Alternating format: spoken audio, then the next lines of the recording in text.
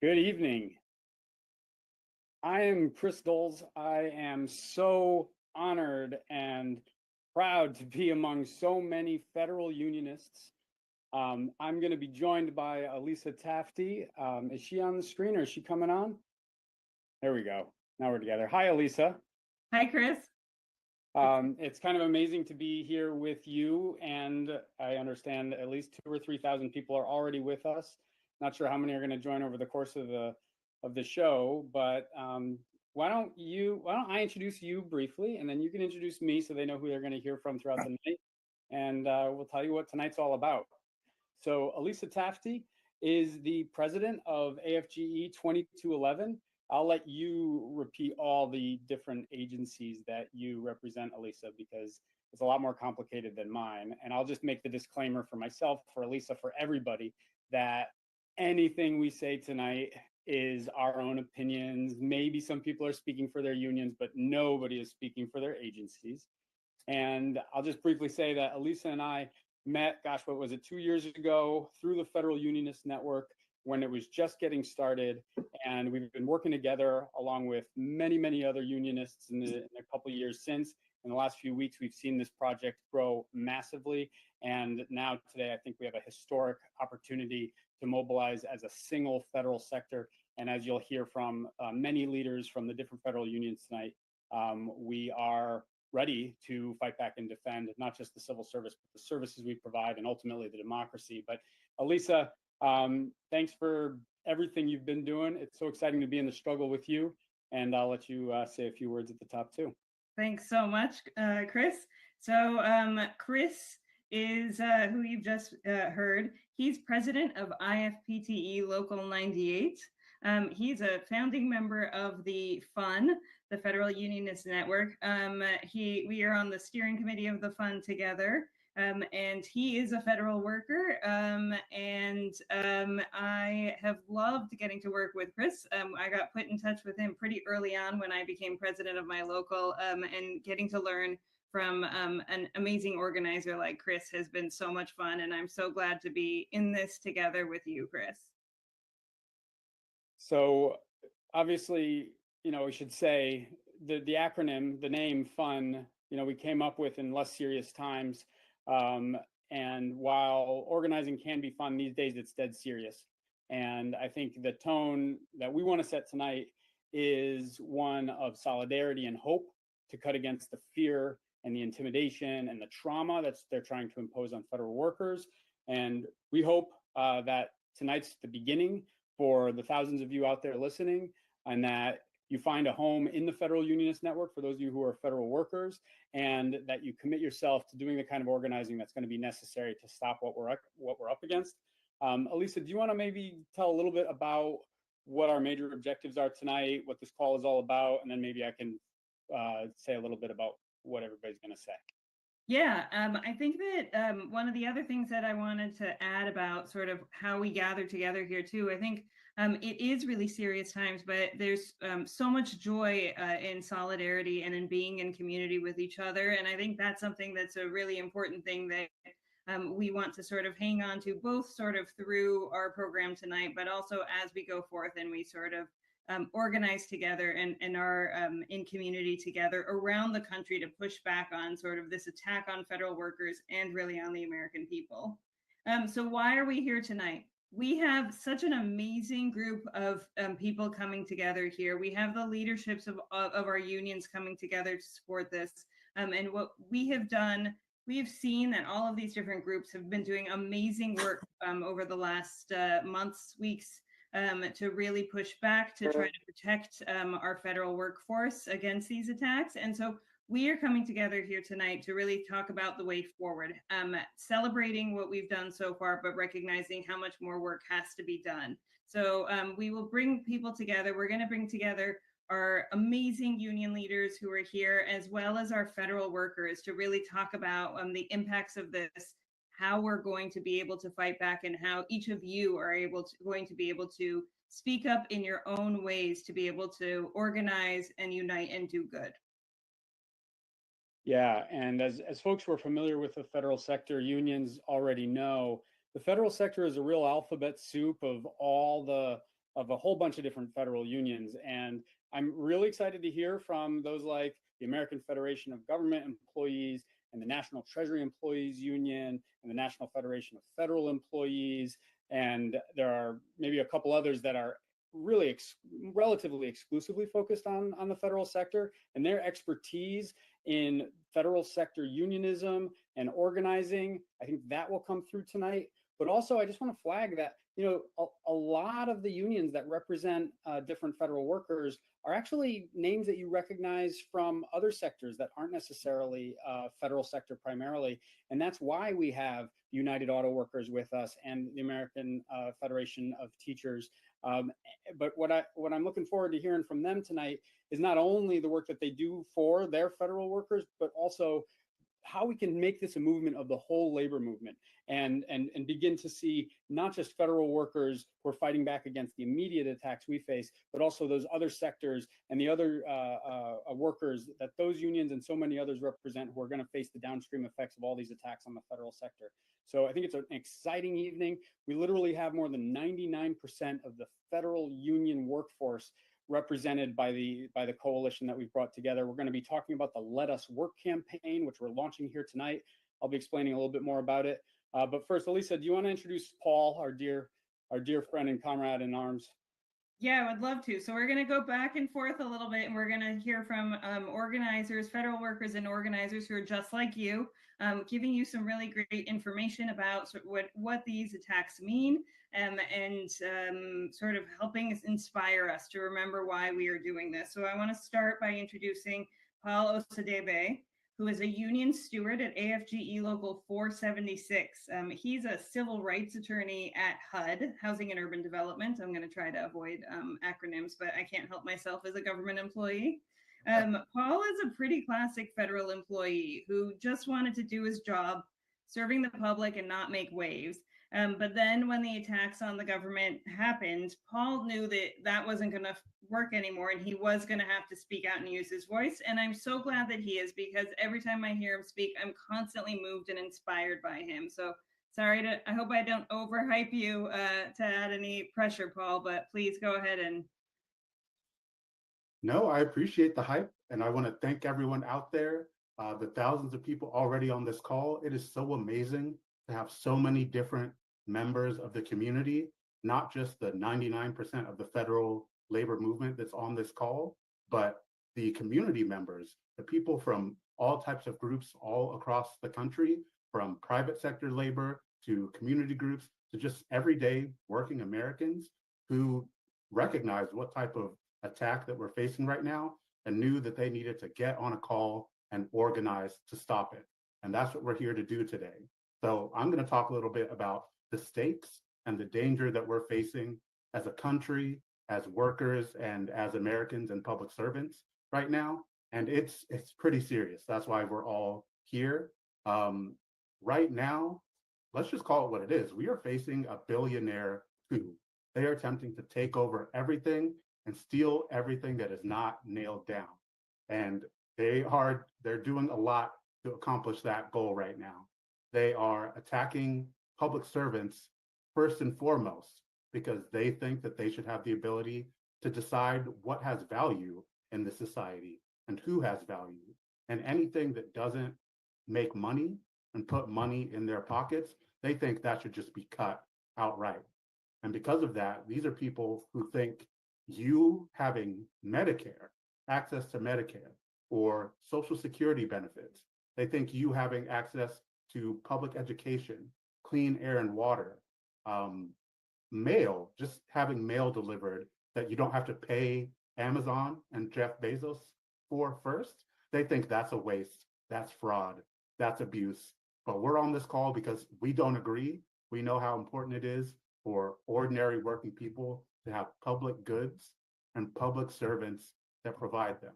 So we are going to organize. We have to organize together to stop these attacks, because as we've seen this week, those attacks are escalating. They're not laying off, they're going harder and harder each week. And their goal is to break everything so quickly that people don't have a chance to react, and that so that we don't have a chance to come together and stop them. And we've seen that take the form just this week or this last week of them outright canceling a TSA contract, canceling a collective bargaining agreement.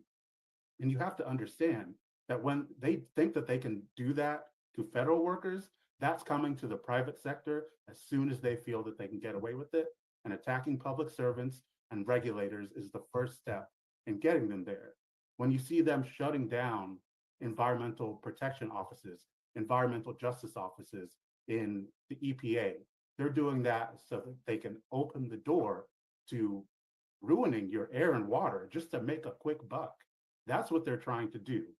And when they talk about shutting down NASA, that's just so Elon Musk can live his dream, his boyhood dream of jetting off to Mars after he destroys this planet, leaving us to deal with the mess.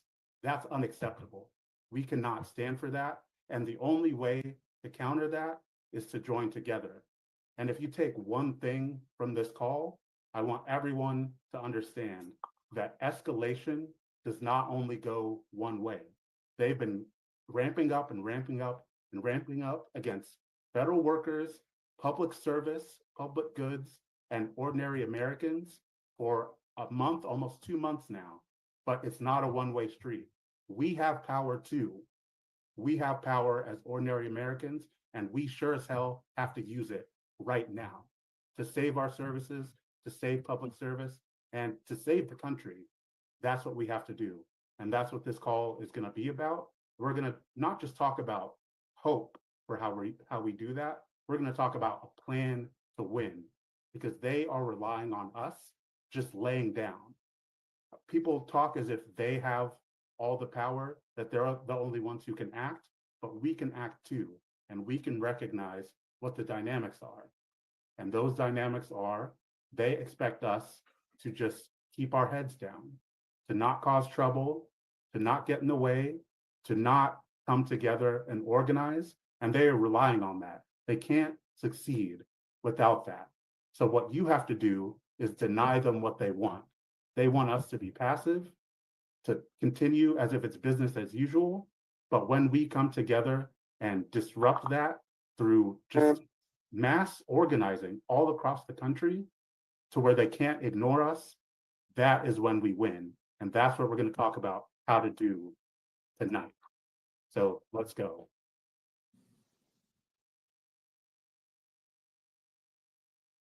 Thanks, Paul. I'm going to quickly make sure we thank all of the partners of tonight's event, as well as the campaign that we're launching here tonight. I already mentioned some of them, but I just want to make sure I mention all of them. And then I'm going to do a quick slideshow to make sure the framing of our strategy and our Let Us Work campaign is clear. And then we're going to hear from a bunch of the leaders of the labor movement and more federal workers. So maybe you could start the slideshow now, and I can just thank all the folks who sponsored tonight's event and are really partners in this campaign and this movement, the Let Us Work campaign, which I'll go through. So AFGE, folks should know, is the biggest union of federal workers, the American Federation of Government Employees. NTEU is the National Treasury Employees Union. IFPTE, my union, the International Federation of Professional and Technical Engineers. NEFI, which is the National Federation of Federal Employees. AFSCME, the American Federation of State, County, and Municipal Employees. SEIU and their National Association of Government Employees, the American Federation of Teachers, United Auto Workers, and the AFL-CIO. Thank you for all the work you've done to help pull this coalition together and support this campaign, and also some allies from the broader progressive movement, the Working Families Party, the Common Defense, and Move On. And I think it's an amazing coalition. I'm so proud and honored to be a part of it. I'm really excited about what we're going to do through this campaign to really make the price too high for the Trump administration to continue down the path that they've started. And with that, I'm just going to quickly frame out what the plan is here, because just in the last 2 months, we've seen that federal workers are organized and getting more organized by the day. And the narrative that Trump and Musk, Doge, and all of them are trying to advance, that it's really about government efficiency and cutting, slashing, draining the swamp, whatever their latest insults are for federal workers. They want the broader public to believe that they're looking out for them, stopping government waste. But the truth is that it's not really about us federal workers. It's about the services that make it livable to be in this country, that guarantee certain minimum standards, whether it's the labor protections that are upheld by the National Labor Relations Board, or it's the environmental protections that the EPA upholds, all the services that the federal government provides, that's what they're really after. And the cutting of those services is massively unpopular. And if we can change the narrative and help the broader public understand that it's not us federal workers that they're after, it's them that they're after. They're trying to make it harder to be a worker in this country and easier to be a billionaire. And if we can change that narrative and help the broader public understand that, we can pull the political support out from this administration and make the political cost too high for them to continue to pursue it. So federal workers are fighting back, and Trump and Musk are already losing support. You can go to the next slide. We've already seen not only Tesla stock in decline, but also some of the desperation that we're seeing from the administration. Trump pulling a political stunt of buying a Tesla to show his solidarity with Musk and presumably to get his political base to buy Teslas. Musk declaring that it's public sector workers who are the real enemy, and that Social Security is a scam. I mean, these are real signs of desperation from an administration that's beginning to see their political capital wane much faster than they ever expected. But that's just the beginning. Their desperate communications just show what could be possible if we actually escalate and build the campaign much bigger and much faster. Our strategy is to accelerate the mass backlash that we need to organize against the administration, to challenge them, and ultimately to win the narrative. And I think that's only going to work if we have rapid responses all over the country every time mass firings hit another agency in a different city. And that's what the Let Us Work campaign is all about. We're trying to make sure the next time 30 workers get fired from your local Veterans Administration hospital, that 300 people turn out the next day and say, these jobs are too important, don't let them get away with it. The next time 50 people get fired from your Social Security office in your neighborhood, in your city, we need 500 people turn out the next day to say, we need those people to help us guarantee that Social Security is accessible.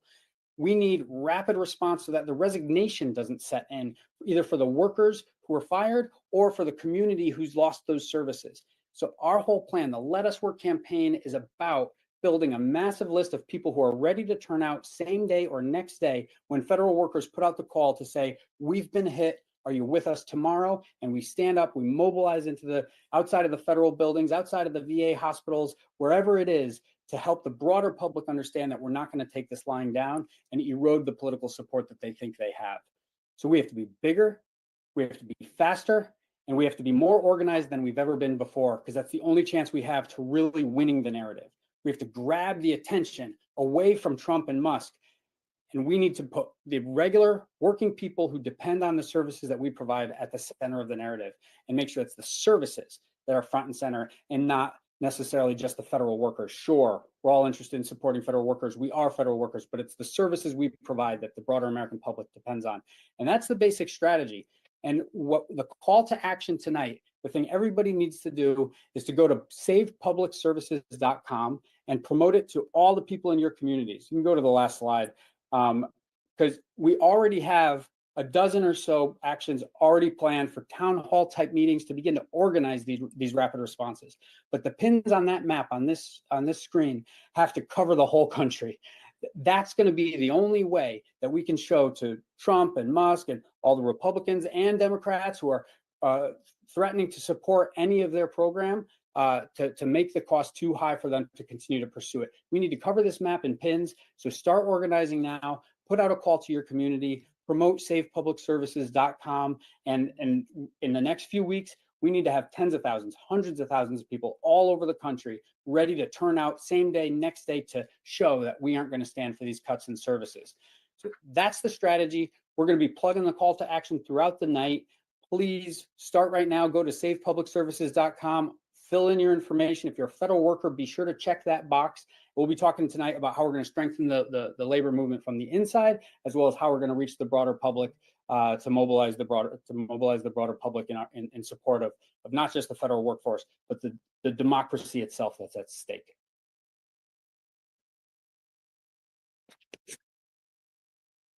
Alicia, who do we have first? Am I doing the intro? Yes, T is up next, I think. Hey, good evening. I am so honored to be speaking to you tonight, not only as a proud federal worker and a union member, but also as a great granddaughter of a World War II veteran and a coworker, a niece, a neighbor, a cousin, and best friend of many active duty personnel, reservists, and veterans spanning from the Vietnam to post 9/11 eras, many of which who are looking forward to or who have already enjoyed their second line of duty, joining the U.S. public sector workforce. And in my role, I have the privilege of not only serving veterans and working alongside them, but also working alongside them, rather. Many of you may not know this, but currently U.S. military veterans make up 30% of the federal workforce, and about 1 in 5 of all my coworkers are actually veterans. For the past 6 weeks, my veteran family, my coworkers, us, have been enduring a careless assault by America's biggest problem, Elon Musk and his Department of Government Efficiency, otherwise known as DOGE.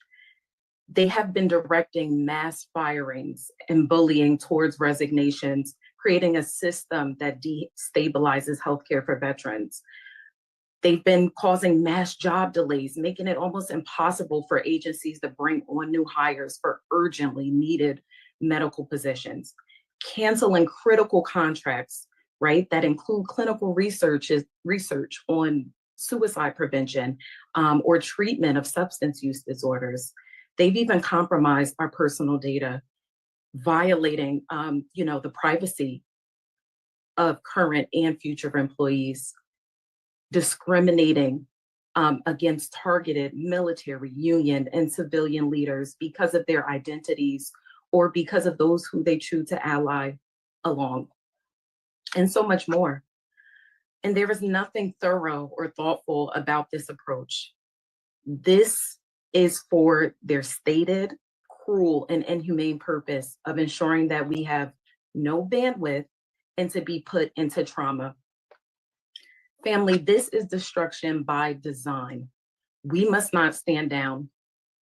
Tomorrow will actually mark my 3rd anniversary of being in federal service. And let me tell you, I intend to retire from the federal government. With about 27 years to go in my career, I stand proudly among other public sector workers who enjoy living wages, job stability and security, and life-changing benefits while serving the American public.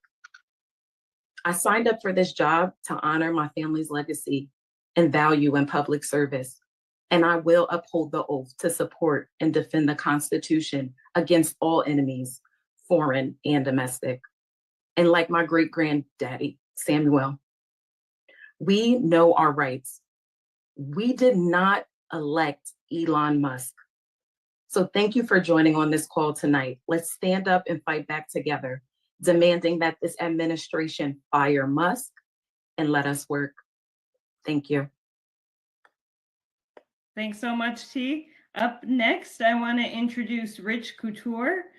Rich is at the Social Security Administration and is president of AFGE Council 215, in addition to being spokesperson for AFGE's SSA General Committee, which covers actually the entire 42,000 person bargaining unit at SSA. Rich's commitment to protecting our Social Security has meant that he's had to miss some of his beloved metal concerts. So sorry that you've had to miss that, but thank you so much for your hard work, and we're really happy you are here with us tonight. I'll turn it over to you, Rich. Thank you for having me. I got to get that rage out somehow. It's been very inspiring to see the groundswell of grassroots activism rise up in response to the unprecedented attacks against the federal civil service by this administration and by the billionaire class. It's that outpouring of energy that fills me with hope that we will not only just survive the challenges that lie ahead, but that we will thrive as a result with a stronger labor movement and greater respect for the working class. I'm proud, as you mentioned, I represent 42,000 bargaining unit employees at SSA, from the field office workers who help you with your Social Security cards and with retirement and disability claims, to the 800 number of workers helping to get your business done over the phone, to the hearings and appeals employees supporting SSA judges and claimants, to the IT specialists that keep our systems running, and so many more positions, so many more offices. SSA workers truly keep this most vital program working for America. And like so many other agencies and programs across the federal government, Social Security is under attack. Social Security is a promise that this nation made to itself 90 years ago this year, that no American should have to suffer in poverty when they retire after a lifetime of work or because they're no longer able to work because of a disability. Social Security also takes care of dependents as well. But after 90 years, that promise is at risk of being broken.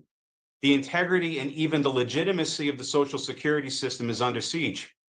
DOGE is rifling through agency systems, accessing the most sensitive information belonging to virtually every American, allegedly looking for fraud that somehow regular audits haven't found.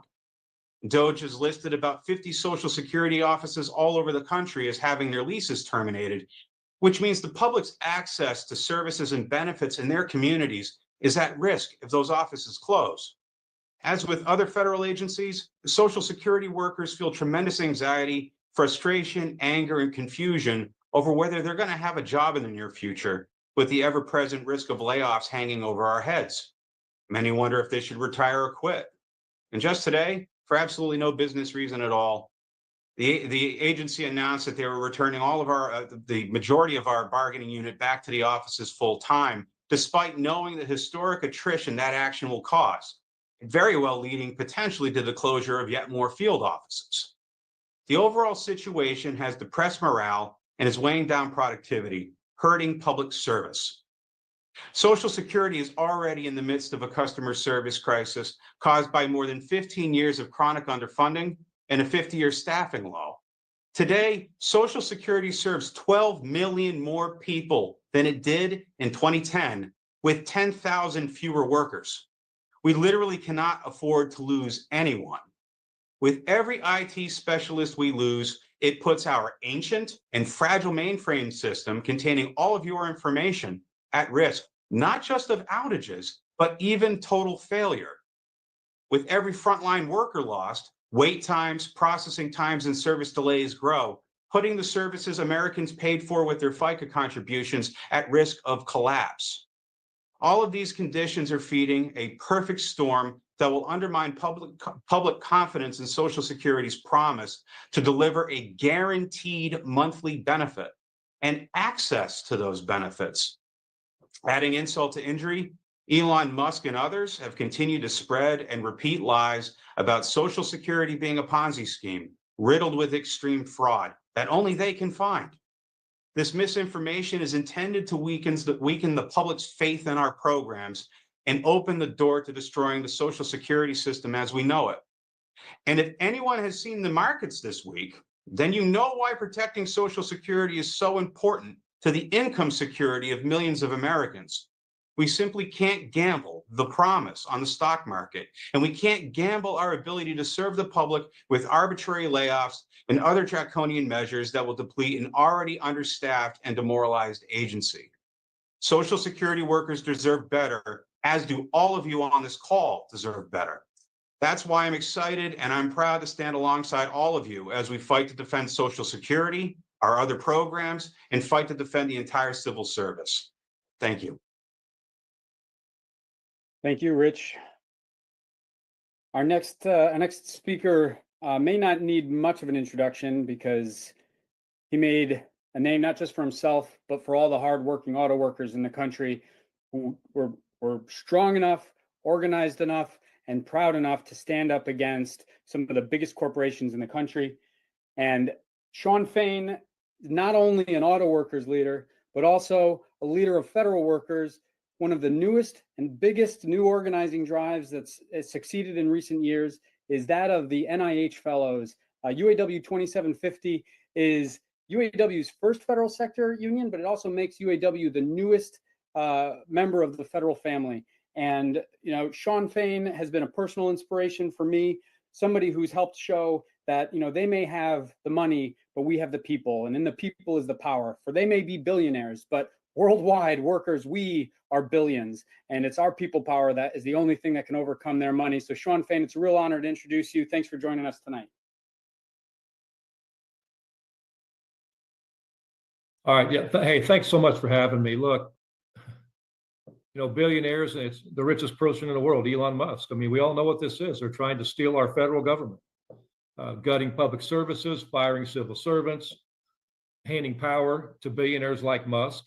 It's illegal, it's dangerous, and it's an assault on the working class. And, you know, we've got to be prepared to fight back. And, you know, you bring up the National Institute of Health. You know, 5,000 members we have there, and just negotiated their first contract, you know, right previous to the 30-day cutoff that supposedly is in place when this administration took over. But, you know, Trump and Elon Musk are trying to radically undermine medical research and higher education by using federal funding as leverage to force universities and employers to cower to them. And, you know, we have over 5,000 NIH members that have been directly impacted. Our higher ed people are being directly impacted. You know, they've cut billions in research funding to universities by adding a 15% cap on NIH indirect cost recoveries rate. So, you know, they've frozen or canceled federal funding for life-saving scientific research and education. They canceled $250 million in NIH grants and contracts at Columbia University due to the claims the university failed to suppress illegal protest, and threatened to cancel grants at other universities where UAW members work. And you know, so our members, you know, obviously we're pushing solidarity across our union, across all unions. We've had auto workers in Pennsylvania, Kentucky, and Illinois making calls around the clock to their representatives, telling them to stop the cuts to NIH and to life-saving research and to quit hurting families. And to go a step further, just today, in the latest assault on First Amendment rights, Columbia University has expelled, which means fired, Grant Minor, the president of UAW Local 2710, which represents thousands of Columbia student workers. And this firing comes one day before contract negotiations are set to open with the university. So it's no accident this comes days after the federal government froze Columbia's free funding and threatened to pull funding from 60 other universities across the country. It's no accident this firing has occurred the day before contract negotiations begin. And it's no accident that the university is targeting a union leader whose local went on strike in the last round of bargaining. And so, you know, this is an assault on our First Amendment rights. It's being jointly committed by the federal government and Columbia University, and they're on attack on all workers. And you know, that's what this is. They're on attack on workers who dare to protest, to speak out, to exercise their freedom of association under our Constitution. And you think about, I think about going back this past summer when Musk and the current president were talking and laughing on social media about firing striking workers.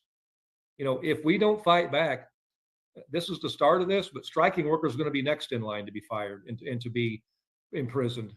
You know, that they'll make striking illegal. I mean, that's just the next step in the process, in my opinion. So, you know, you talk about Social Security. You know, one of our core issues in the UAW is fighting for retirement security and the right to retire with dignity. Elon Musk and congressional Republicans are doing everything they can to attack retirement security, put our lives at risk. You talk about retirees, disabled veterans, disabled workers, veterans who've relied on programs payments for over 90 years. You know, for millions, you know, those programs like Social Security, Medicare, Medicaid are the difference between stability and poverty. And so, you know, cuts to the Social Security agency, to those jobs, you know, those services, it means payments are going to be missed. Working class people are going to suffer. And so, you know, we can't stand for this. So, and to be clear, you know, they're cutting the floor of what working class people deserve. It's not like people are getting rich off these things. They're cutting the floor, and so, and the shameful thing, Musk talked about it being a Ponzi scheme. Now he's saying Social Security is a gigantic magnet to attract illegal immigrants. And the sad reality is, immigrants here illegally don't collect a dime in Social Security, but they pay in almost 26 billion a year, which is subsidizing Social Security. And so, it goes back to this. It's all about corporate greed. It's about the wealthy taking everything. So we know what we have to do. The billionaires and greedy corporations are doing what they've done for decades. They want to pit worker against worker. They want to divide us by race, by gender. They want us to think there's not enough for all of us, while they continue to extract more and more of the power and the money. And when we were on the picket line back in 2023 with the Big Three fight, I talked about the fact that the threat we faced, in this country, it's not a foreign adversary. It's not an immigrant crossing the border trying to find a better life. The threat we face is right here at home. It's homegrown. It's corporate greed that's destroying this country. And it's corporate greed that's wrecked our government and destroyed so many communities. And our path to fighting these things rests in our solidarity. So we all know when workers stand in solidarity with one another, stand up to the billionaires and the bosses, that's how we take our power back. And we have to have the courage to tell these politicians to pick a side. And I have faith we do this, we can move mountains. And that's the goal of what, when we talk about May Day 2028, it's about taking back working class power. And so we look forward to standing together with all of you to take on the billionaires as we move forward. So I appreciate the opportunity to be on here tonight and hearing more of the panelists. So thank you. Thanks so much, Shawn. I'm going to throw it over to another federal employee, Pat Sire, who is a member of AFGE Local 1923. He's going to talk a bit about his work at the Centers for Medicare and Medicaid Services. Go ahead, Pat. Yeah, so I took a job in government because I fundamentally believe in public service, in providing critical services that people need and deserve as effectively and efficiently as possible. I work on the things DOGE pretends to care about, modernizing critical IT systems so that they don't crash when you need them, fighting real fraud, not this invented stuff, so that your tax dollars go to medical care, not scammers, improving our cybersecurity so that your medical information doesn't get hacked. CMS provides funding for hospitals, nurses, doctors, so that they can focus on providing care. Medicare and Medicaid are the bedrock of the American healthcare system, and not just for medical care, but for jobs across the entire country. DOGE doesn't care about any of that. They don't want to improve Medicare. They don't want Medicare to exist. They want to gut Medicare, scrap it for parts, sell it to their rich friends, and then they want to turn around and charge you more for worse healthcare. At CMS, we were understaffed before any of this started. And now we're losing staff with decades of expertise that we can't replace. And at the same time, we're losing probationary employees, people new to federal service, the next generation of civil servants. And that's going to take years to replace. Meanwhile, for those of us that are still here, it's chaos. How are we supposed to plan programs for years out in the future when we don't know if we're going to have jobs tomorrow? Medicare is not Twitter. You can't just turn it off and on again and expect that everything will be fine. What happens when a SpaceX intern writes buggy code and your health information gets hacked? What happens when Elon decides that your surgery, that's waste? What happens when your local hospital closes because DOGE stopped payments to them? We need to fight back now while we still have these programs.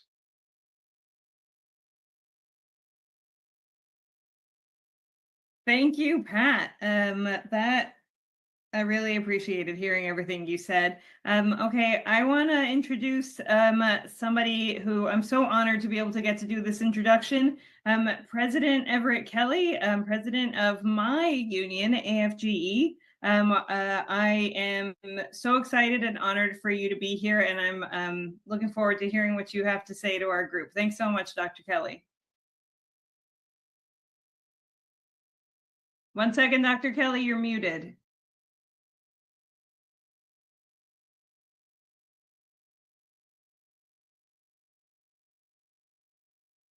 Okay, am I good now? Yes, Can you hear sir. me? Can you hear me now? Okay, good. Well, good evening, Union family. And we are family, right? We're family. You know, and I want to start by thanking the Federal Union Network for organizing this meeting.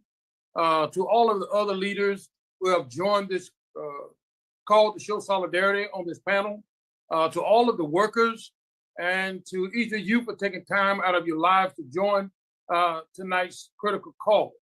Now, I was just last night on a call with, you know, hundreds of FG members and leaders from across the country. And I can tell you this, our fight has never been more important, and our solidarity and resolve has never been stronger. Now, I'm proud to share with you two major accomplishments from just today. The first is a victory made possible because federal workers stood together, fought together, and refused to back down.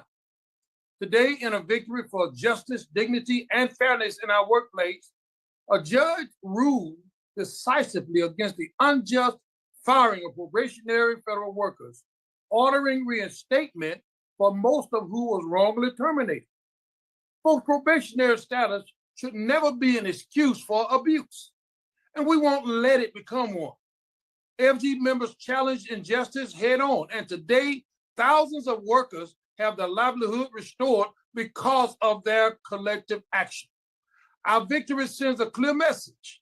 No matter how powerful our opponents may be, when we stand united, when we fight together, we have the power and we win. Second, today, FG and our partners have taken bold action against the union busting happening at TSA. TSA workers protect millions of travelers every day, keeping our skies safe. Yet Elon Musk and Kristi Noem and Donald Trump want to destroy their union and throw their contract in the garbage. But we say no. We will not let that happen. Because let me tell you something, union family. If they can rip up a union contract at TSA, it won't be long before they're ripping up your contracts too. And we are not going to let that happen. So our lawsuit isn't just about fighting unlawful action against our members. It's about standing up for the fundamental rights of every American worker to organize, to bargain, and to speak freely. Every American has those rights. And we won't let this administration or any administration trample on those rights without a fight. But let's be clear. These are battles in a large war. Elon Musk, Donald Trump, and their billionaire allies want to dismantle our government, privatize public service, and silence American workers. But we're here tonight to send a loud and a resounding clear message. Our government is not for sale. Public service is not for profit. And the patriotic Americans who make this country work will not be silenced. Together, we're building a powerful movement, one capable of stopping the hostile takeover of our government by unelected billionaires. And we must keep growing this movement. We can't stop here. We can't afford to get satisfied. Tonight must be a beginning of an even greater push to protect our rights, preserve our public service, and strengthen our democracy. So I'm asking each of you tonight, get off this call. Stay engaged. Talk to your friends. Talk to your coworkers, your community leaders, and your elected representatives about what's happening. Keep mobilizing in your communities. Hold rallies and press conferences and marches. Nothing is too big and nothing is too small because it all matters and it all adds up. And spread the word. Talk to your local media. Post on social media. Create videos and infographics. Don't let our opponents dominate the information space. They have been doing this for far too long. They may have the wealth and the platform, but brothers and sisters, we have the people, and there is power in the people. And we're proven that when we move together in this movement, when we fight together, we win together. So let's carry this momentum forward, continue to stand strong, and ensure that our voices are heard from coast to coast, all over this country. Together, we're going to protect our rights, save our service, safeguard our democracy, and rebuild a government that truly works for all of us, the American people. So keep the pressure on, keep the faith, keep up the fight, because we are family. And families stick together, family fight together, and when families stick together, fight together, family win together. So thank you, family, but let's get this work done. Thank you. Keep the faith. Thank you so much, President Kelly, for that incredible message. And I loved everything that you said about the ways that people are able to engage and to be able to fight back. Chris, can you talk a little bit about, really briefly, because people want to know what can they do? What are we asking them to do? So can you tell them a bit about what they can do? Yeah, just as a reminder, the main call to action tonight is to sign up on savepublicservices.com. And if you're a federal worker, make sure you check that box, and that'll get you routed into the Federal Unionist Network spaces. And we'll also be sharing information with any of the unions that might represent you. If we know where you work and we can get you into your deeper involved into your union, we're obviously here working with all the unions. We need all the unions to be stronger. If you're not a member of your union for any reason, join today. Everybody needs to be paying dues. You need to be recruiting your coworkers. If you're a federal worker and you don't yet have a union, it's a big part of what we do in the fund is that we build new unions. We've got a dozen or more campaigns live right now. We're going on the offensive just while at the same time as we're defending what we've got.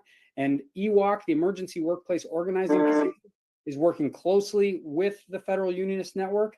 They're an organization that specializes in organizing new unions, and they've got a growing federal sector area of work. And their website, I'll plug real quick, is workerorganizing.org. So if you're a federal worker and you want to organize a union, if your SF50 says in field 37, 7777, that means you're eligible for a union. You can organize one now. You can start that process in the fund in the Federal Unionist Network, or you could do it directly with EWOC at workerorganizing.org. But again, the main ask for everybody here tonight is to go to savepublicservices.com and get on that list, because the day that a big firing hits your local federal office, whatever the agency might be, the call's going to go out, and we need you to show up and join the press conference, join the picket line, join the protest, and make sure that we send a clear message to the country that we are not going to tolerate these attacks on our services. So that's the plan. It's to have mass, rapid mobilization responses anytime mass terminations, illegal firings hit a federal workplace near you. So go to savepublicservices.com, join that list. For those of you who are federal workers, check that box. You'll get routed into the work that we're doing and into your union, and that's where the organizing happens. And those are the folks who will be putting out those calls. So savepublicservices.org. And I think, Elisa, you want to introduce Sharia? Yeah, up next, we have Sharia, another AFGE president, Local 252, over at ED. Sharia, I'll hand it over to you. Thanks so much for being here. Thanks, Alyssa. And thanks, Chris, for being a buffer, because I hate to follow after my national president, Dr. Everett Kelly. He is an amazing speaker. But I do have a timer, so I won't bore you. As Alyssa said, I am the president of Local AFGE Local 252, which represents every bargaining unit in the U.S. Department, every bargaining unit employee in the U.S. Department of Education nationwide. We are all over. I'm currently with you in Dallas, Texas. I also have just been terminated. As you may be aware of, the U.S. Department of Education has actually been a main target of this administration. You have to ask yourself, why would an administration not want people to be educated? Maybe because they know that when you don't have education,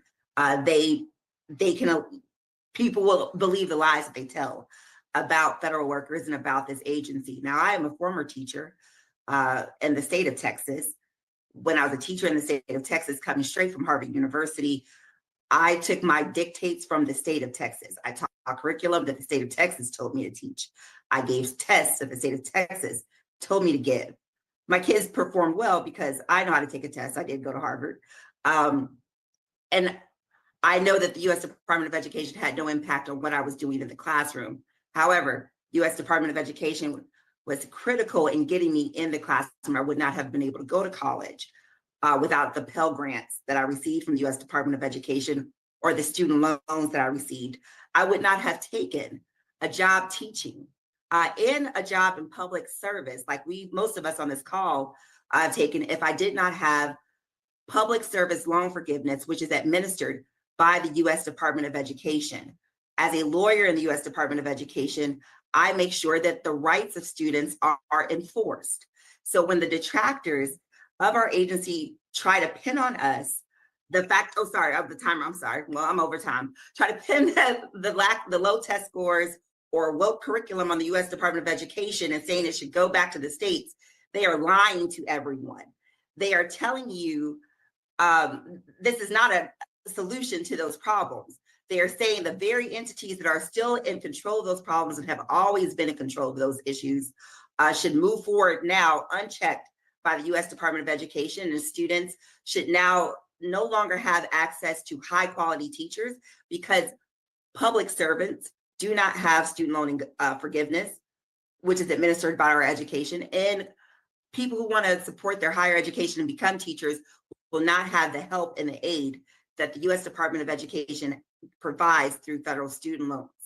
And so this is important to correct miseducation, but as President Kelly said, this is not just an attack on federal workers. This is an attack on everyone. The federal government is supposed to be a model employer, and who would want to work for any employer that is following this model? A model where you kick people out in the middle of the night, you don't even give them termination letters, where you're firing employees, saying that it's best based on their performance, but their performance evaluations have been exceeding expectations for years, where you're firing people because they are allegedly probationary and they've been at this agency for 4 and 5 years. What we have is rampant incompetence from our model employer, and every working American should be afraid of any company following this model. And so I'm glad to be with Fun today. I'm over time, but thank you all. And as everyone said, please get involved, but also please contact your elected representatives and let them know that you expect them to do their job as you have been doing yours. And if this administration can fire us for doing our jobs, what will the American people do to these lawmakers if they refuse to do their job and check this administration? So thank you so much. Thanks, Sharia. So our next speaker is Terry Scott, the National Executive Vice President of the National Treasury Employees Union. And very briefly, I just want to say that a big part of what we do in the Federal Unionist Network is share resources, strategies, experience. And when I first became a union activist in my local, I remember one of the first things I came upon was the Tell Your Stories campaign that NTEU led in 2018 in the lead up to that shutdown, wound up being the longest shutdown in history. And that campaign, I think, has planted a ton of seeds in what we're doing now. And it's all about telling our stories. So thank you for your leadership. Terry Scott, really, really proud to have you with us. Thank you. Thank you, thank you, thank you all, and I'm glad to be here. We're actually starting that campaign back up. So I won't get into the union, but I will advise you, go to our website, www.nteu.org. There's a NTU Action tab to the right. We have created letters to write your congressman. And we went in and made some changes, and anybody, you don't have to be a federal employee. You can go in there. We have already pre-printed letters. We're asking everyone to write their congressperson. You can create your own letter. When you put in your information, it will actually forward that letter to your representative. It'll ask you for your address and everything.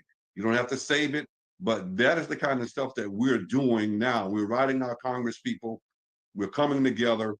It is important that we do tell our story. Every person who uses social media, we're asking that you use that to tell the story about what is taking place.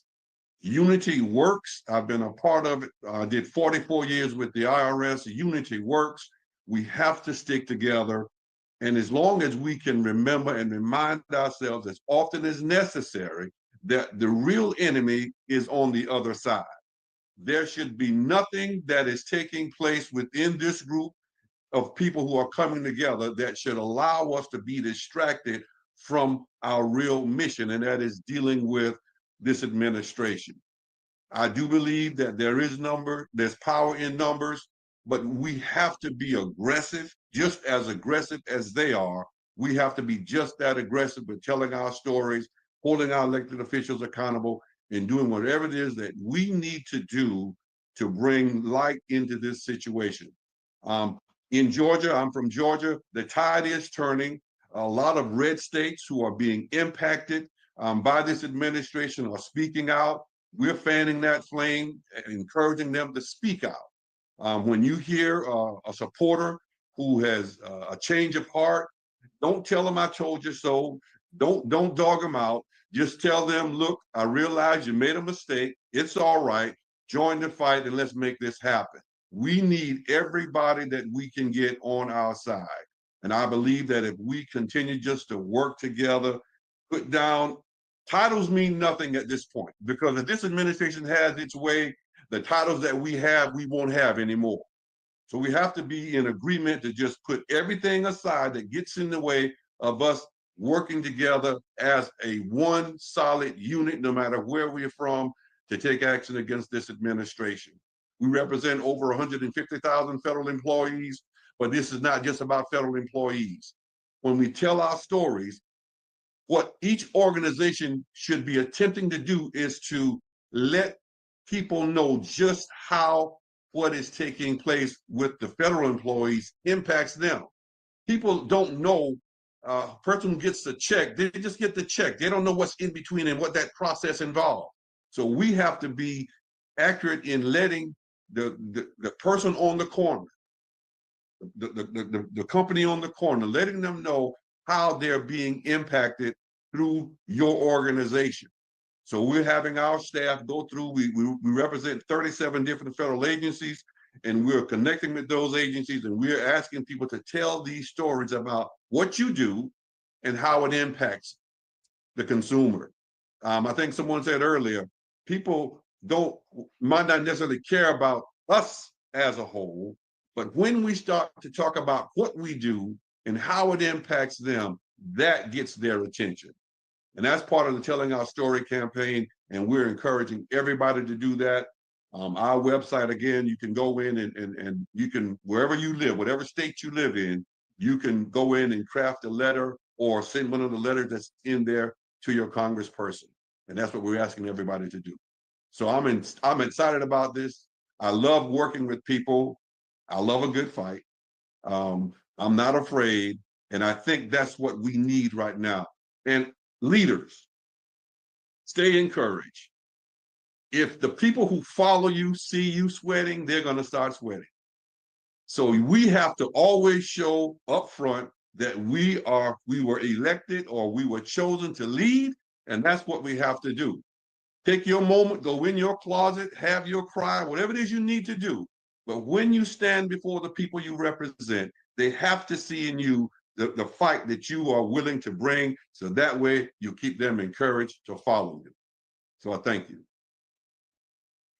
Thank you so much for those inspiring words. It's so true. And sometimes you aren't necessarily chosen. You're just the person who looks around and you're not seeing anyone else coming, and it's you. And so you step up and you do it. And I think a lot of people on the call tonight probably can relate to that feeling.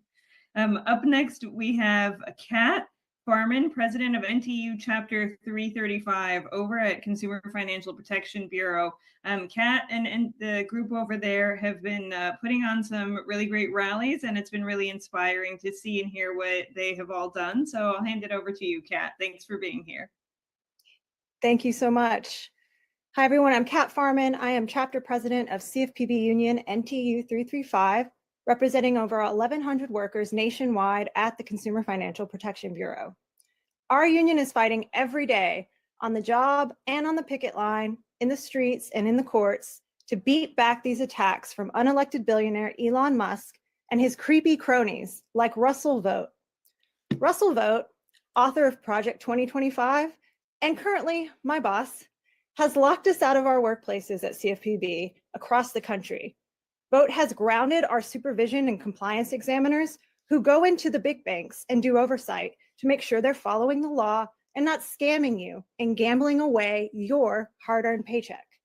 And 4 weeks ago, Vote and Doge illegally fired over 200 CFPB workers. Our union is suing Vote for illegally stopping CFPB workers from doing our jobs so we can get back to work protecting Americans from corporate greed. CFPB workers are working people who serve other working people like us. When a big bank rips you off, it's CFPB workers who make them pay.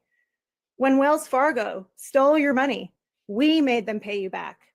When greedy health insurance CEOs ruined your credit score with medical debt, we canceled $50 billion in medical debt on credit reports for Americans. We protect your paycheck and the mortgage on your house. But right now, without us working, the biggest banks are operating lawlessly with zero oversight, thanks to Elon Musk and Russell Vogt. Musk and Vogt believe that it's CEOs who should run this country and not the American people. Well, we disagree. CFPB workers work for the people, not the banks or CEOs, and not for billionaires like Elon Musk. What Elon Musk and Russ Vogt are trying to do is unconstitutional. It's un-American, it's unpopular, and it's an attack on working people. And we are fighting every day to stop them. So join us.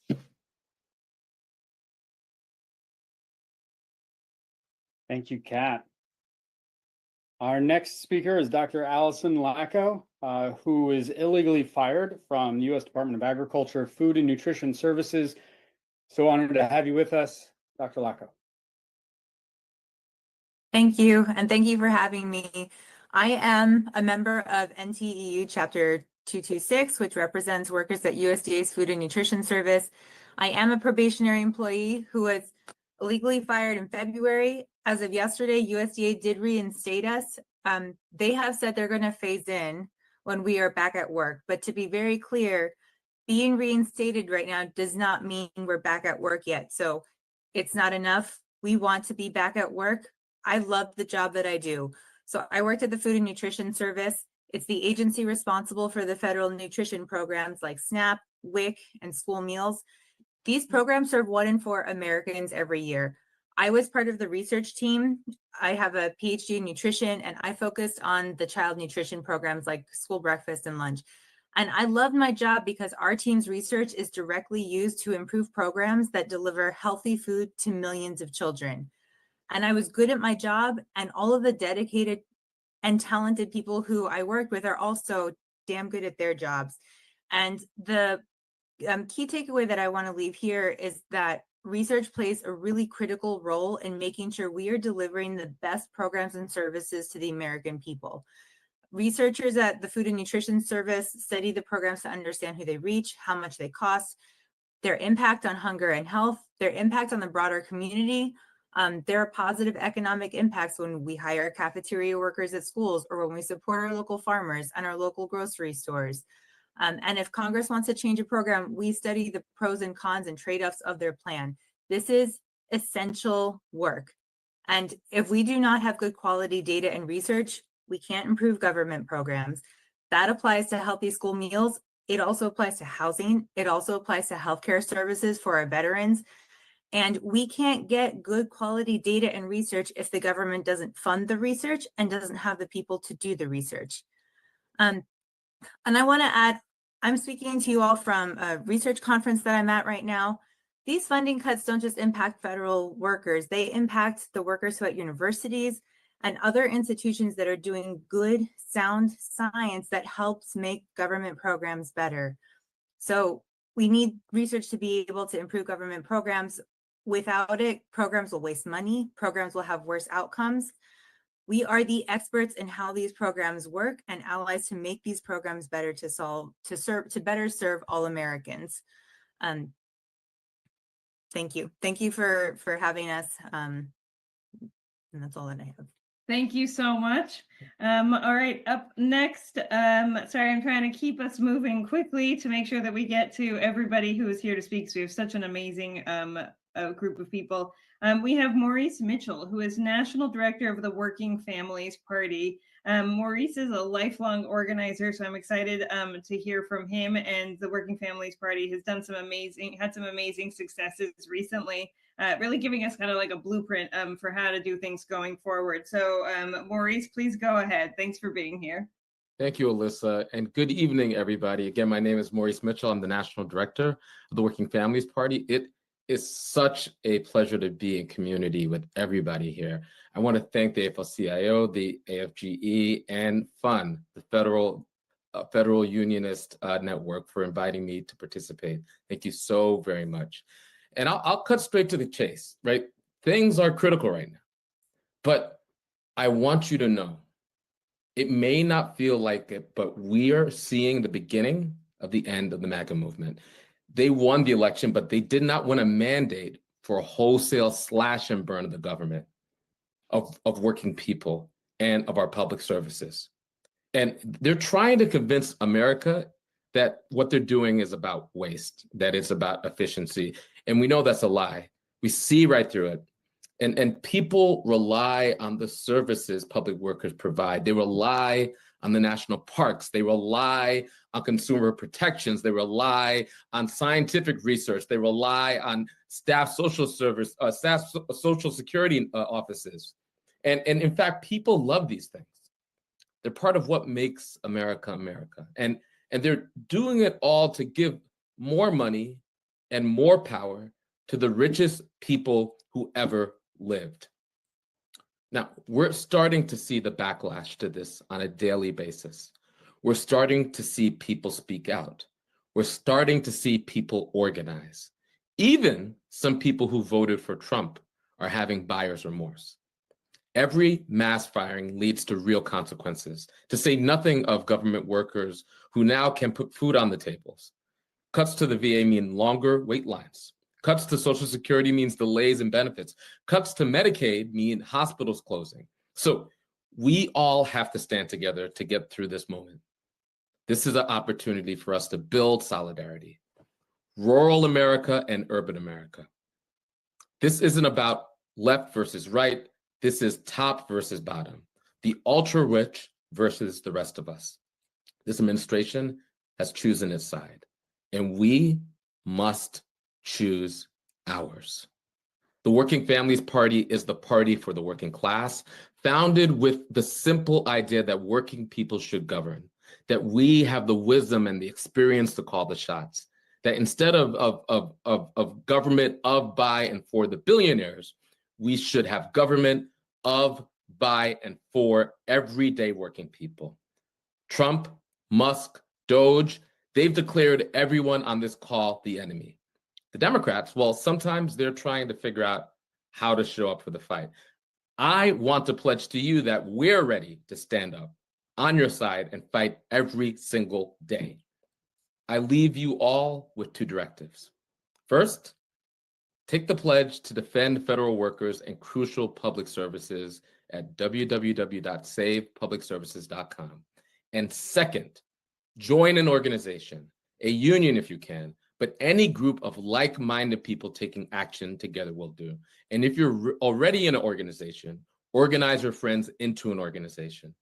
And as a bonus, if you've ever thought about running for office, there's no better time than today. If you've ever thought about running for office, I want to invite you to learn how, or even to support others. You might be the next Working Families champion to run on the local level. You could text RUN, R-U-N, to 30403.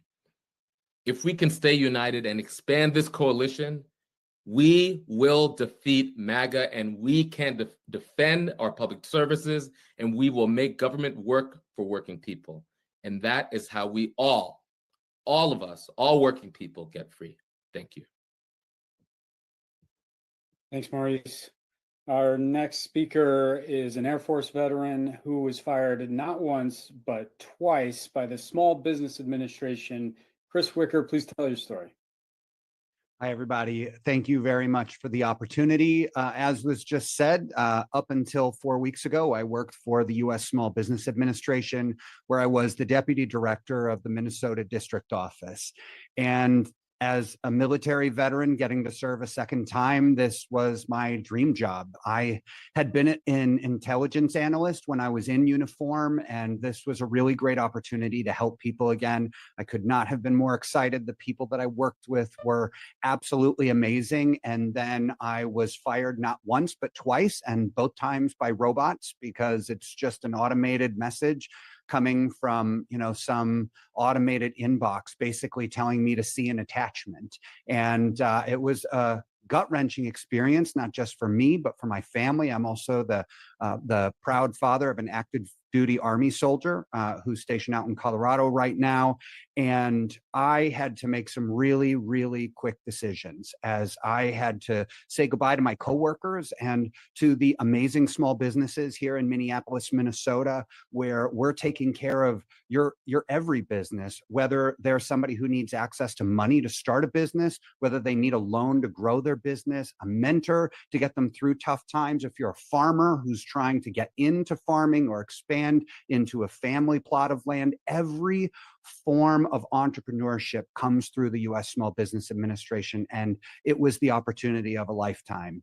And so I was left with first 2 weeks notice, then that was rescinded, and then I was fired a second time with no notice, being told I was immediately terminated, immediately hand in all of my equipment, and I didn't even have an opportunity to cancel my meetings, and I was done. And so as I sat home, I took my day of not quite weeping, but we'll call it moping, and maybe just a little bit of Irish whiskey to get through the initial mourning period. I decided I had to do something. I'm in a situation where I've got now just a little bit of time on my hands, and I have a lot of colleagues that were terminated that don't have time on their hands. They've got families to feed. And so I came up with the mantra, I'm going with Jim Carrey's old movie, Yes Man. And I said yes. I said yes every single time. When the local business journal called for an interview, I said yes. When the local CBS station called for an on-camera interview, I said yes. And when my Congresswoman Ilhan Omar called and asked if I wanted to go to the presidential address to a joint session of Congress, I absolutely said yes, where I had the absolute pleasure and honor of sitting next to Dr. Kelly, who sits here in this meeting today. And I was able to listen to a historic event take place in the halls of Congress and sitting in the same room as my own congressperson. And in the follow-up to that, when the Minnesota Attorney General asked if I was interested in helping them sue the administration, I said yes. And when a law firm called me and asked if I was interested in filing an appeal to the Merit Systems Protection Board, I said yes. So when we sit here and we ask ourselves, what can we do? The answer is just say yes. Just say yes. There's a lot of people in this room asking you to do things. Just say yes. If you are currently a unionist, you've got an opportunity to get involved. If you're now a person like me who's just sitting in the community without a whole lot to do other than look for jobs, then definitely say yes when your community asks you to step up. A representative of the Democratic Party here in Minnesota asked if I wanted a meeting on what it took to run a campaign. I absolutely said yes. So every opportunity that we have to take back the services that we need, the services that we've already paid for as taxpayers, the opportunity is now to say yes and get involved and stop being a part of the problem as we sit on the sidelines and to start being a part of the solution, because tomorrow is coming and we need to be at the front of that line. So thank you again to everybody for the opportunity to sit here and speak. I'm grateful for all of your hard work and service, and I hope to see you again in government soon. Thank you. Oh my God, Chris, I want to vote for you already. You are inspiring. I can't agree more with the message. There are a lot of asks, and we all have to say yes and go into struggle, join together and fight this. We can win. The next speaker is the president of my union. I just want to quickly plug, I know we're a little behind in the schedule, but I need to say that one of the things that's most inspiring about being a member of IFPTE is the absolute guarantee that the union has your back no matter what you face. And one of the only unions that got decertified under the first Trump administration was the National Association of Immigration Judges, which is a sibling local in IFPTE. And of course, the Trump administration back then was trying to speed up deportations, and they saw taking away the collective bargaining rights of immigration judges as a way to do it. And their attack on unions is part of their attack on the broader the broader public. That's the message tonight. And Matt Biggs, the leadership of IFPTE, has been relentless, and to this day continues to fight for and represent, even if the collective bargaining rights have been denied. Matt, it's been so. I take such pride in knowing that I'm in a union that will not give up just because we've maybe suffered some short-term setbacks. And what you've done for the NIAJ is a great inspiration. That fight goes on, as does the rest of it. So thank you, Matt, for your leadership. Love to hear from you. Hey, Chris, thanks a lot for the kind words, man. I really appreciate it. And thanks for your work and your organizing. And I'll just say, all the workers that are on here tonight, you guys are the ones on the front lines, okay? And that's not lost on me, and that's not lost on IFPTE. You're the ones putting your necks out there tonight, and you have been since this administration took office and started attacking you. So, I'm an elected person in the IFPTE. I'm really honored to be in this position. But it's you guys that are on the front lines, and our union realizes that, and we are here to walk with you arm in arm on that march to get through this administration and get through the other side stronger. And we will do that. We will do that. So thank you. Thank you for what you're doing. Thank you for all the jobs you're doing. Thank you for serving the public. And thank you for fighting, because this is the fight of our lifetime. That's what we're facing right now. We are literally facing a coup. This president and the unelected co-president Musk are taking a wrecking ball to our government institutions, as you guys know well, and are experiencing it. And it's labor. We're the ones that are standing between saving this nation or not. Brother Everett Kelly mentioned the court case today. That was a huge win, and much thanks to AFGE for your leadership on that. That's going to put a lot of people back to work. But this is a fight that we're going to have to continue for the next 4 years. Hopefully in 2 years, elections may give us a reprieve where we can start gaining some, going where we're on the offensive now. I will just say you guys are out on the streets, but if 2 years from now, hopefully things will go well and we can change things. But right now, what you guys are doing is the answer. You're organizing. You're doing this grassroots. Chris, you put up the map earlier and you showed where the various events are going to be around the country. You're right. That map needs to be full of pins. And we need to go be out in every community in this country and informing the public what federal employees do, the services that federal employees provide. And that's what you guys are doing. So we really appreciate that at IFPTE. I'll just say this. I had some prepared remarks, but I'll just say this. I was on the DC Metro today. I was going to an AFL-CIO meeting, and I got on this train, and I saw this family there. It was a big family. About probably 3 sons, 2 daughters, a mother, father. They had the hats on, the MAGA hats, Make America Great Again, and I'm just sitting there next to him. Actually, I was standing next to him. And it was kind of a long ride. So I just asked him the question. I says, look, where are you guys from? And why do you support Donald Trump? I just asked him. And it was a nice conversation we had. And their answer was, well, because he's going to take waste out of government and he's going to lower prices and one thing after another. And I just started having a conversation with these are just people that are traveling tourists in DC. And I says, look, do you understand this train we're on? It's government employees that make sure this train is safe and it's not going to crash. Do you understand that coffee you're drinking, that coffee is safe for you to drink? It's not, there's no poison in it or it's not contaminated in any way. Do you see that airport over there?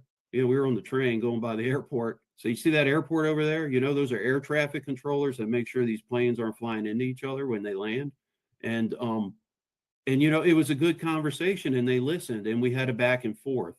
And to me, that's what it's going to take. We need to sit down with you know, we shouldn't be angry at people for voting for Trump. What we should be is we should be explaining to them why what this Trump administration is doing to this country is bad for this nation and is putting our democracy in danger.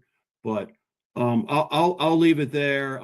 Chris, thanks a lot. I do just want to say one other thing. Go to savepublicservices.com, sign up, and thanks again for having me. I really appreciate it, Chris. Thanks. Thanks, man. Yeah, savepublicservices.com, bookmark it, share it in your school chats, everywhere you are with your coworkers.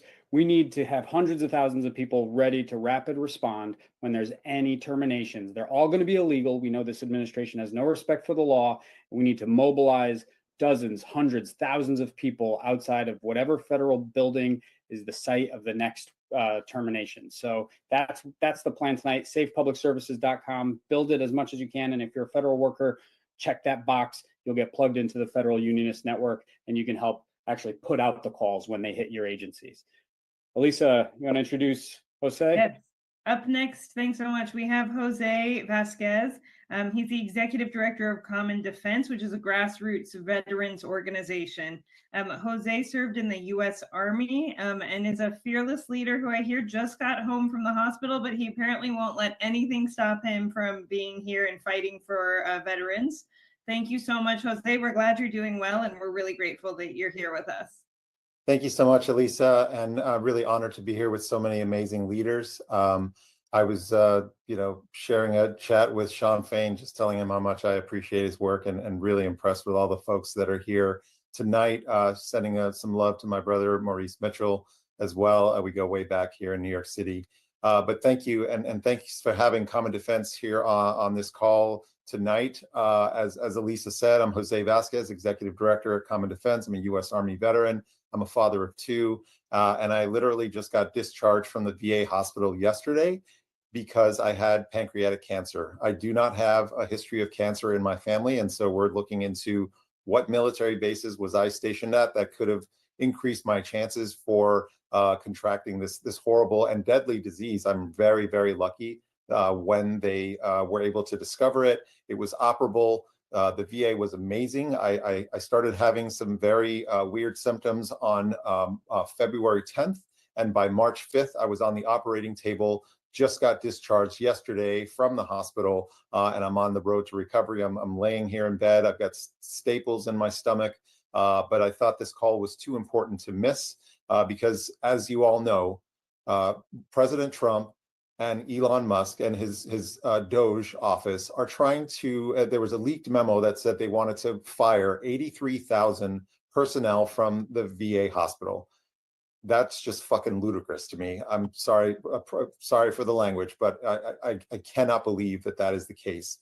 All of the hardworking nurses, all of the physicians, all of the service workers that are connected to do the ancillary care at the VA are working tirelessly to ensure that our veterans get the care not only that they deserve, but that they have freaking earned by putting their lives on the line for this country. I come from a proud Union family. My father, also a vet, he was a Vietnam veteran, did 2 tours with the 101st Airborne, spent 25 years with the Transit Workers Union, Local 100. And if it wasn't for his VA benefits and the fact that he had a union contract that gave him health care throughout the rest of his life, he would not have lived as long as he did. He was exposed to Agent Orange. He had numerous health care issues. And because of the VA and because of his union, he had access to health care for the entirety of his life until he passed away in 2020 during the pandemic. So this is just too important. And this deeply impacts the veterans community. We know that 30% of all federal workers are veterans. And those people are working not only at the VA, but throughout the federal government, as we heard earlier from Chris Wicker and many others who are connected to the veterans community. And so I want to talk about the number crunching that Doge is doing. That's what they claim to be doing, that they're seeking out fraud, waste, and abuse. Well, let's talk about some other numbers. 30% federal workers are vets. According to NNU, the National Nurses Union, 92% of all VA facilities report severe nursing shortages. And I can tell you firsthand, having been at the Manhattan VA, listening to the nurses being very concerned about patient ratios and just being completely spread thin. The nurses that took care of me were from the Dominican Republic, the nation of Guinea and Africa, from the Philippines, and many other places from around the world and throughout this country. They are hardworking individuals. I'll tell you about one of them. One of the nurses that took care of me, and I really struck up a really beautiful conversation with her and just a relationship in the short time, the week that I was in the hospital. She had to do a double shift. She was only scheduled to work 8 hours from 12 to 8. They asked her to stay until 8 the next morning. And then she had to go home, take the train home back to Queens, take a shower, and then go to her college class so that she can continue to pursue her RN. That's the kind of people that work at the VA. That's the kind of dedication that we're talking about when we are talking about firing people from the Veterans Administration and many other federal agencies across the country. So what Common Defense is doing right now is we are collecting the stories of any veteran who has been fired from a federal agency, not only the VA, but any federal agency. We're launching a campaign called VA Not for Sale. And we want any veteran who is interested in joining our movement and joining this fight to go to commondefense.us/join. Again, that's commondefense.us/join. There are veterans who are organizing, mobilizing across the country. We have boots on the ground organizers with Common Defense. We are hiring organizers in multiple states as we speak, and our movement is going to continue to grow. So we will be standing in solidarity with all of our union brothers and sisters. Wherever there's a protest, Common Defense members will be there. Wherever there is a legal case, Common Defense members will be there. We are part of this fight, and we are taking it back to these sons of bitches who are trying to cut our federal workers as well as the VA budget and all of the personnel that work there. So thank you for the opportunity to address y'all. Thanks, Jose. One of the questions that we get all the time in the Federal Unionist Network is from people who are new to their union, or maybe they've been in the union for a long time, but they're new to getting involved. And one of the first things I always try to talk through with people is the importance of identifying the leaders in your workplace. Because the thing we need to do right now more than anything is to find the fighters and bring them into the fight. We all know who the fighters are. They're the people we don't want to fight, right? They're the coworker who is so strong and so well respected that you'd rather side with them than wind up on the other side of anything with them. Find that person, bring them into the union if they're not already. So many others will follow them, and they are the folks that we need to make the difference and tip the balance and make this movement powerful enough to actually win the narrative. That's what it's going to take. So if you're wondering about what it means to get involved in your union, ultimately that's it. It's talking to your coworkers and bringing people into the fight. And one of the first unions that I ever reached out to when we first started building the network was NEFI Local 1, which represents the folks at the San Francisco Veterans Administration Hospital. And I'm so honored to be joined tonight by the president, the national president of the National Federation of Federal Employees. Leads, I don't know how many agencies, Randy, that you represent, but it's 35. It's the VA. Go ahead, Randy Irwin. Real honor to have you with us. Thanks for having me. I want to thank everybody here on the call, one, for all you do every day, but also the kind of, we've got momentum now. We really do. I mean, it's amazing how people have stepped up and answered the call. And if we keep on doing that, we have truth on our side. This Doge and Elon Musk, they're a bunch of liars, and that is starting to get through, and it's going to continue to get through. And if we stick with it, don't be demoralized. I know people have been laid off or threatened or anything, but stay strong, stay together. And if we continue to work hard, we will prevail. So I really encourage everybody to do that. I want to kind of fill in some of the gaps of some of the things that I wish were said tonight that weren't. So I'm just going to bounce around a little bit. We got congressional recesses coming up. It's very important that we make a splash in the districts this next week, or as soon as we get into recess here. I'm not sure how many are still doing town halls. Obviously, the leader in the House said they're all filled with paid actors, so don't do your town halls. With translation, they're running scared, everybody. They're running scared. Don't let them off the hook. If they do town halls, get in them. Democrats, you want them talking about these issues more and to be properly educated on them. For Republicans, enough of the bullshit about bureaucrats and waste and all this kind of things that are complete nonsense. And look, we cannot let them off the hook. Get to the town halls, get to those district offices, get out in front of their districts, get their attention. Just to contrast, you remember like maybe the Tea Party a couple years or several years ago, they're getting all angry. No, we don't need to be like that. Okay, we shouldn't be like that. We should get their attention and we should set the record straight. But we actually need to make a few friends right now because we're very early in a Congress here. We need to co-opt some people.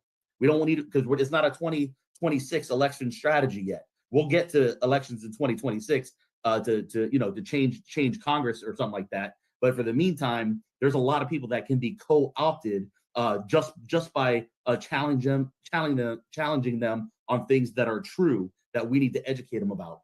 A big one is veterans. 50,000 veterans have already been laid off or bullied into retirement, into this resignation.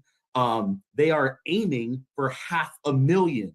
That is Doge's goal. With all of these cuts, you cannot separate federal workers from veterans. 30% of the federal workforce are veterans. So there's no way to separate veterans from what is happening. And the double whammy for veterans is that they just announced 83,000 cut. They're going to fire 83,000 people at the Department of Veterans Affairs who take care of veterans. And now they're talking about major cuts to Social Security. Who knows? We don't have any details on that, but they're definitely going to be doing it. And they're already kind of like you heard Elon Musk talking about it, on Joe Rogan and stuff like that, calling it a Ponzi scheme and things. That could be like a third punch for veterans because veterans need Social Security. My father's a veteran, so Social Security is his primary income. But we have to challenge people. Okay, you can stand with Elon Musk and Doge and Trump, or you can stand with veterans, but you cannot stand for both. So make a choice. Put it on them. I want to contrast what's happening with a few things I've heard.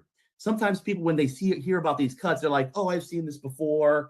They think that it's like privatization that happens when it goes from Democratic administration to Republican administration, okay? Or it sounds like the things they hear during a lapse in appropriations. There's a government shutdown. Federal workers are hurting. In both those cases, the work isn't going away. So if it gets privatized, the work is still being done. Of course, we don't like that, but in the end, the work is still being done.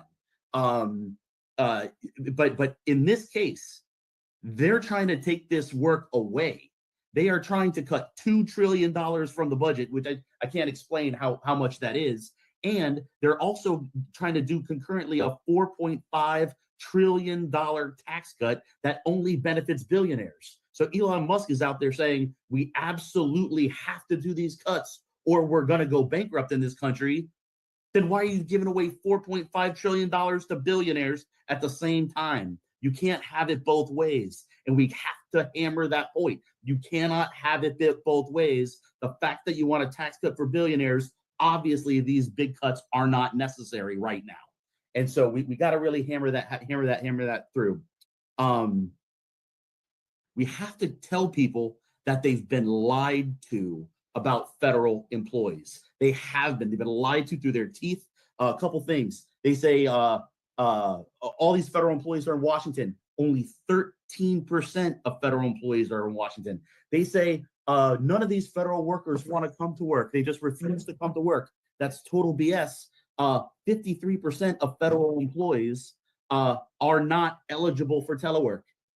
53, a majority. So every minute of every workday is spent in the federal workplace. Overall in the federal government, for everybody who has a federal workplace, 4 out of 5 days are spent in the federal workplace. So you got to challenge them. And a line that I like to use, that I have used that just works like a charm, is I say, have the courage to reconsider what you think you know about federal employees, because you've been lied to and you really need to know the truth. But have the courage to reconsider what you think you know about federal employees. Last things I'll say is we got it when there's three things that have been irrefutable when we're messaging about this, that are kind of winning the day, and particularly converting Republicans. One, talking about the Constitution. The president in this whole DOGE effort is completely illegal, but when the president does things that are illegal, he is violating his oath of office. He is not upholding the Constitution. And we got to put this in people's faces and say, the real solution, follow the gosh damn Constitution. Article 2, Section 3 of the Constitution says the president must faithfully execute the laws of this country. He's not doing that. We got to make him do it. We got to again emphasize the impact. This 1-2 punch just really the impact on veterans is unacceptable. What's happening, and the last thing is that we need these members of Congress to side with their constituents, not the billionaires. And if we're, every district has been negatively impacted already, and it's just going to get worse and worse and worse. And who are you going to stand with? Are you going to stand with your constituents, or are you going to stand with these jerks who are lying to the American people? Thanks That's my so much, 4 minutes. Randy. Thank you for your time. Thanks so much, Randy. Yes, you're exactly right. And instead of slashing the government, we're calling for them to let us work, let us do our jobs. That's what this campaign is, so much of this campaign is about. And it's so important for everybody to get involved around the country, for us to have sort of that consistent message across the country, and for us to be united in that message. So again, remember that our campaign, the Let Us Work campaign, it's about everyone around the country coming together. Sign up at savepublicservices.com so that you can get involved. You can set up a rapid response action. You can set up a community town hall to help provide information and help sort of reach another group of people in your region who are being impacted. And there's really a role for everybody. If we federal workers, but also we have a lot of allies who want to join us in solidarity, and you all can help with those different actions as well. So please make sure you take a look at that and you sign up on our website. Up next, I want to introduce some friends who are joining us in solidarity. The American Federation of Teachers. They represent educators in cities and states all across the country, and these are educators who know very well exactly what the downstream impacts are going to be of the attacks on the federal workforce and, of course, on federal spending. So I'm really excited to be able to have them here with us. Our two vice presidents of the American Federation of Teachers, Todd Wolfson and Jessica Tang. Thanks for being here.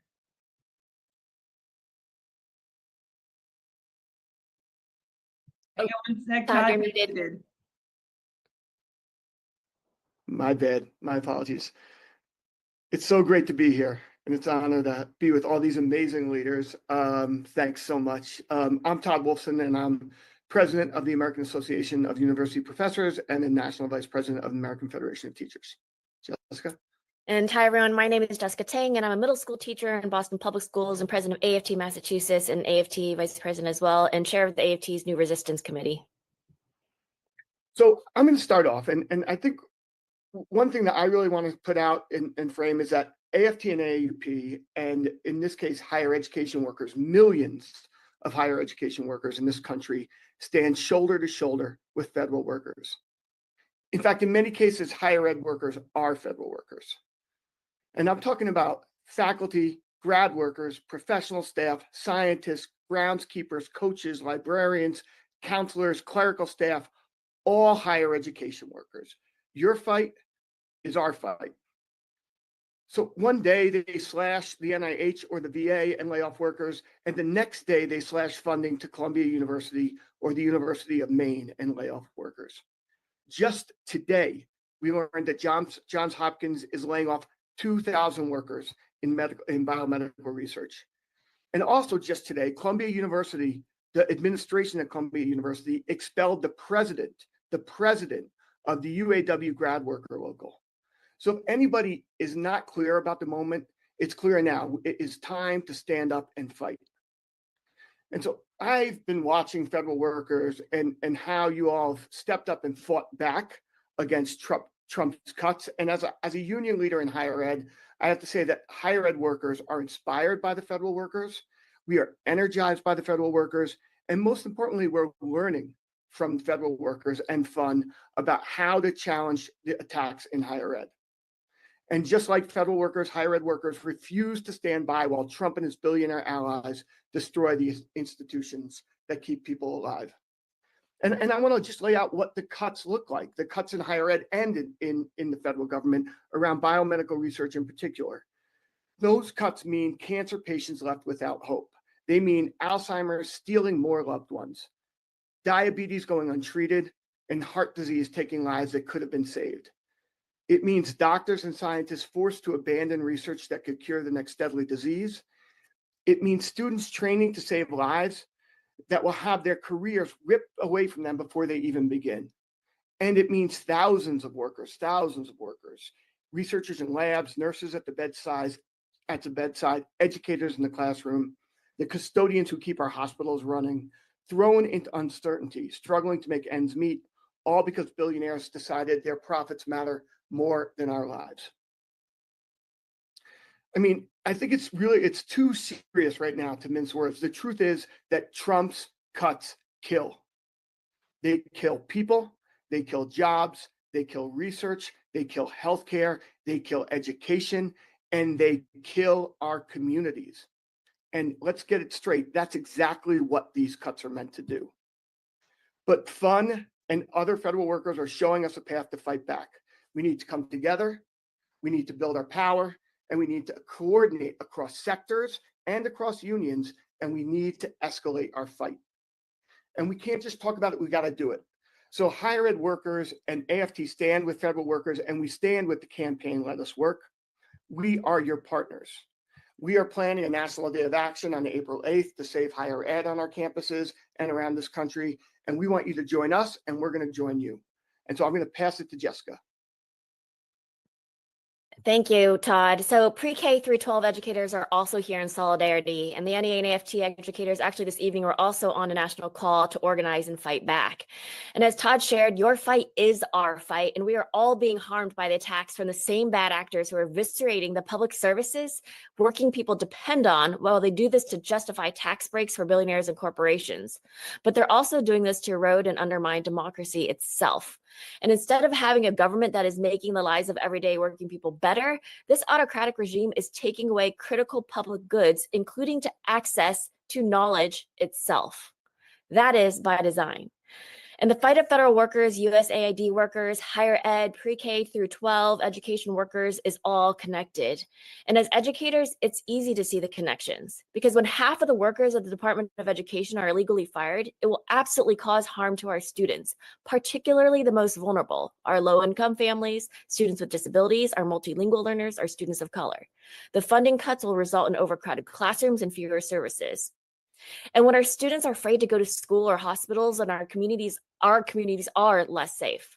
And when our students have relatives in other countries harmed by cuts to USAID, it impacts their ability to focus when their families are anxious and worried. And of course, when our students, parents, many of whom are federal workers, are losing their jobs, their academics suffer, and so does their social, emotional, and physical health. So bottom line, if we care about our students' futures, our families, and better lives for all working people, we must come together and fight back. None of this is normal. None of this is okay. And we need to keep organizing and growing the resistance together because when we are together, we are stronger, and then we cannot be ignored. And that is what union solidarity is all about. So I am, again, a history and social studies teacher, and history has taught us that when labor leaders come together and fight back, democracy can rebound, but the percentages are much higher when we are leading, and we've got to meet the moment right now. Up next, we're joined by Liz Shuler, the president of the AFL-CIO, the largest federation of unions in the country, representing more than 15 million Working People Union members, Liz Shuler. Hey, everybody. This is AFL-CIO President Liz Shuler, and I am so excited to be joining you tonight, bringing the voices of 63 unions and nearly 15 million working people, people who work every type of job across the economy in every community. And I want to give a big thank you to the entire team at Fain and everyone who helped put this event together. Thank you for reminding us, especially in these tough moments, how much fun it is to stand together, to organize, and to fight alongside each other. And thanks to all the activists and union members who are here tonight and who want to get more involved in the fight. I wish I was able to join you live, but I'm also showing up tonight to support our nurses at National Nurses United as they fight back against these cuts to Medicaid that affect so many people across our communities. So the fact that there are multiple events happening all over the country at the same time shows how fired up working people are in response to the attacks of this administration. All throughout the last election, we kept hearing about how divided people were. Well, what I see every day is the opposite. I see the working class of America united in how frustrated they are with the system we live in, where CEOs make 238 times what we make, where we work too many hours just to live paycheck to paycheck without enough time to spend with our families or afford the things we actually need, where an unelected billionaire is literally wielding a chainsaw and cutting critical government services and firing our veterans without any thought to what it means for people's lives. Working people, Democrats, Republicans, independents are fed up. We want common sense from our government, and every worker in this country should ask themselves, does it make sense to get rid of the people who inspect our food, protect our veterans, run our childcare centers, and keep our planes safely in the sky? Does it make sense to give $2 trillion in tax cuts to billionaires at the expense of workers who make less in a year than those greedy people make in a day? Does any of that make sense? And do these things make our futures better? No, and we don't have to accept it. The solution isn't going to come from political parties. It's going to come from us. So if you want to help create a better way forward, this is the moment to get involved. And I know the team at Fain, the federal unions and other unions and speakers tonight are going to talk about the ways you can join the fight. But here's just a couple things that come to mind. Number one, Elon has his Department of Government Efficiency. Well, you can join our department, the Department of People Who Work for a Living. The second thing, show up at a town hall or a rally near you next week during the congressional recess. Our state AFL-CIOs and labor councils at the community level are leading actions throughout the week. So visit AFL-CIO.org to learn more and check out events near you. This is the moment for working people of all backgrounds to come together. We build our power by standing strong together, by having each other's backs, and acting in solidarity as we fight to build a better future for all of us. Thank you.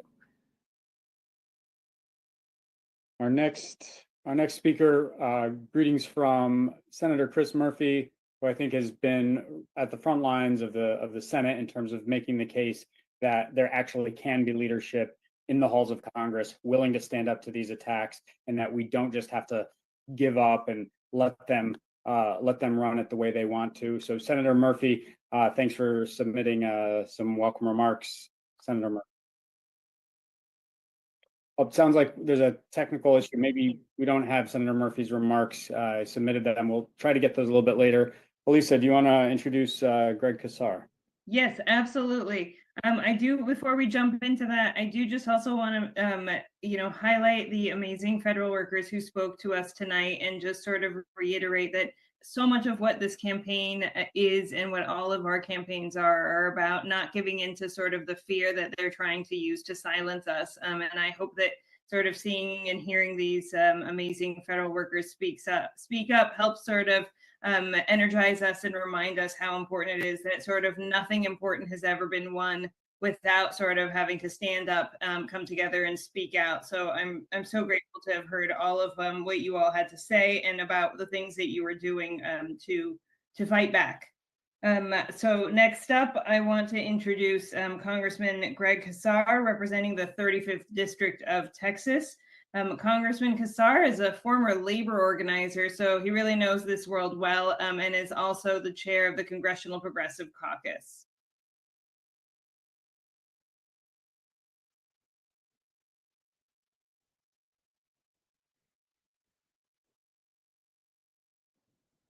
Nope, I think we may be having issues with the feed. Hey y'all, it's Congressman Greg Casar. I represent the heart of Texas. I was a labor organizer before I was an elected official, and now I serve as chairman of the Congressional Progressive Caucus. And I want to let you know that me and so many others in elected office are so grateful to you for your public service as federal employees, for your work speaking out on behalf of the American people, and for your work launching the Let Us Work campaign. Federal workers are just out there telling folks, let us work for the American people. Let us work to make sure this government works for everyday people and not just for billionaires. Let us do our jobs, and on top of doing your jobs, you are standing up courageously right now for the fundamentals of American democracy. Look, Elon Musk is out there trying to lie and say that he is doing this work for quote unquote efficiency's sake.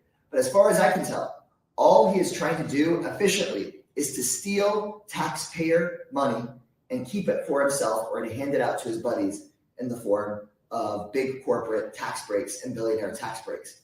If we expose that truth to the American people will stand with us. The American people will stand with federal workers. The American people will stand for the idea that our taxpayer dollars should go back to serving people. Those dollars should not be going to be stolen by corrupt individuals who are on a power trip.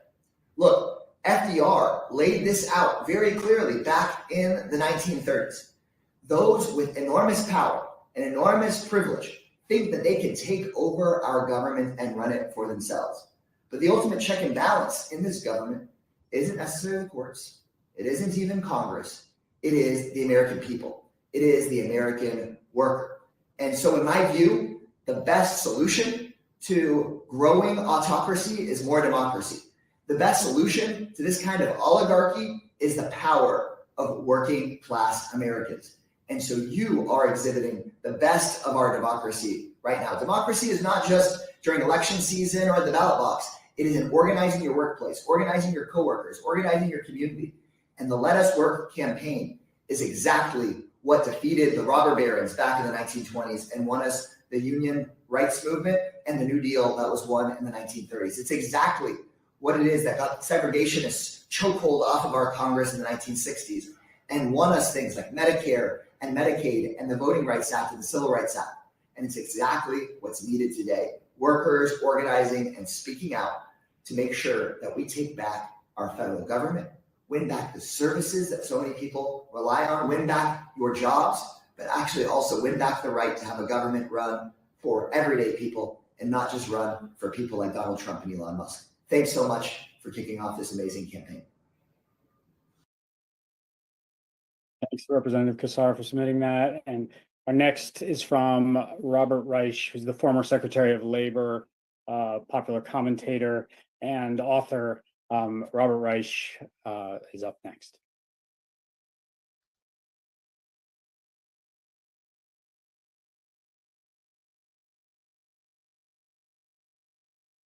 Maybe while we're pulling that video up, I'll just replug savepublicservices.com. That's the main call to action tonight. If you've joined us recently, you haven't heard it yet, it's savepublicservices.com. And the idea is that everybody who hears this tonight shares it with your coworkers and your friends and your neighbors to build the largest possible rapid response to the next time a wave of firings hit a federal office near you. When that happens, we want the same day or the next day, a quick response to show people in the streets, this is not acceptable. We're going to defend federal workers and we're going to defend the services that they provide. Is Robert Reich's video ready? Okay.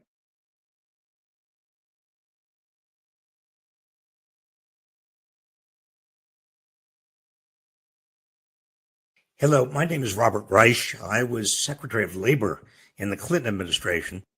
But the issues we faced then and the issues you face now are very similar in the sense that American workers need to stand together. I want to talk about what it means for workers to stand together. I want to talk about the importance also of public service. In my experience, there's no work that is more noble than working for the American public. The idea that you can take a chainsaw to the government of the United States and simply fire thousands of workers who are putting in their lives, who are very, very often, in fact, most are working at a lower salary than they could work at in the private sector, given their level of education. The notion that the richest person in the world can just go in, hire a little team of high-tech people from Silicon Valley, worm their way into every database and every government agency, and then just decide to slash and burn is absurd.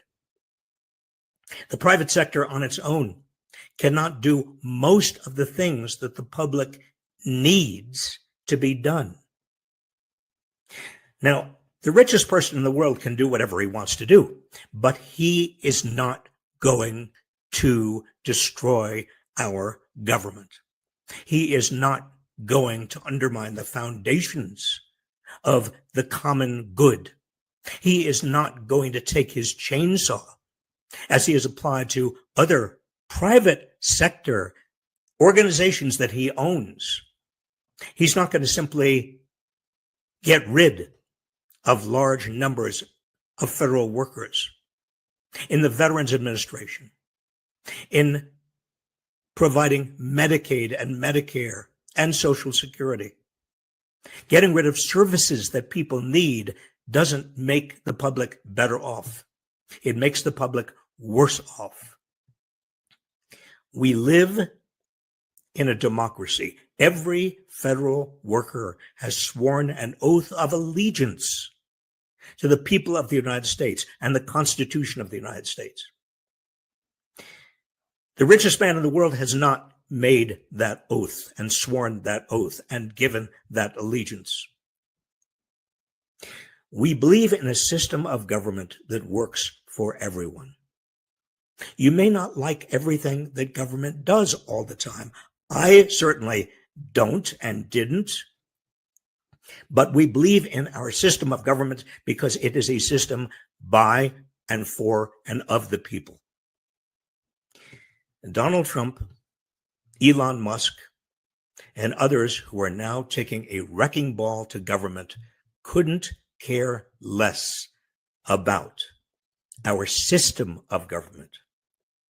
When the richest person in the world spends more than $250 million getting Donald Trump elected, and then Donald Trump turns around and says to the richest person in the world, "Will you help me destroy the government?" That's called a quid pro quo. Because there is no question that Donald Trump and Elon Musk and America's oligarchy, what they are trying to do is not just destroy the government. They're also trying to make room for one of the biggest tax cuts in history going to the richest people and biggest corporations in America. Finally, I just want to say a few words of thanks to America's workforce, particularly America's public servants, people who have put in the time and the effort and the hours and have the expertise to deliver the services Americans desperately need.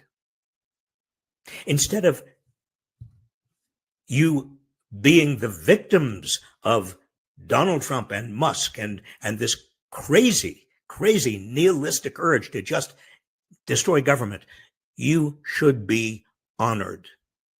America should and does honor you. You are the bedrock of our communities.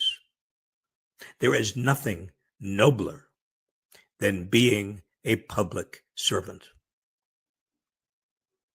Thank you.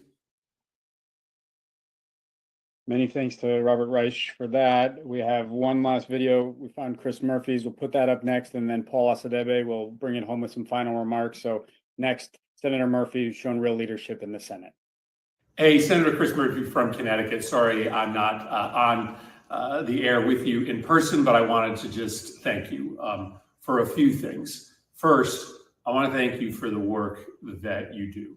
Federal employees protect this country. They serve the most vulnerable. They help us recover from disasters. This country doesn't run. America isn't America without our federal workforce. And so as a citizen of this nation, not as a United States Senator, I want to say thank you for what you do. Second, I want to say thank you for standing up at this moment.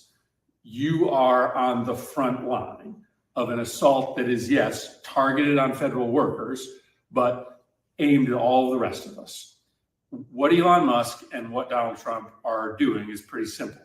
They are trying to destroy our economy intentionally, trying to destroy our government by firing federal workers left and right, in order to create a crisis that will allow them to hand our entire government over to their billionaire friends and destroy the rule of law.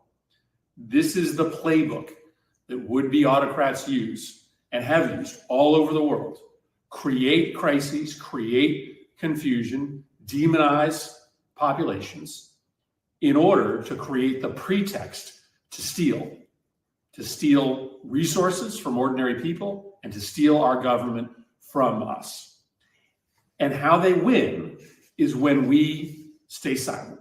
They win when we stay indoors. They win when we decide that it's just too hard and it's just too confusing and we would just rather not fight. You're fighting. You have friends here in the United States Senate that are fighting on your behalf, that are telling the story about the work that you do, that are helping assist our fight in the courts, in the streets, and here in Washington to help make sure that we get you back on the job, that we respect the rule of law, and we make sure that we save our democracy. So thank you for what you're doing, and I look forward on all the ways that we're going to continue to work together. Many thanks to everybody who's joined us tonight. I think at some point there were some 65,000 people watching live at one point between the Facebook live stream and on YouTube. And this is obviously just the beginning. We're only 2 months into this administration, but we can actually stop them before they go much further if we continue to build on what we've started here. Paul Asadebe, who we heard from at the top, is going to close us out with a couple remarks. Paul, not only a steward in his AFGE local at Housing and Urban Development, but also a member of the steering committee of the Federal Unionist Network. Paul, why don't you bring it home, and then we'll say goodnight.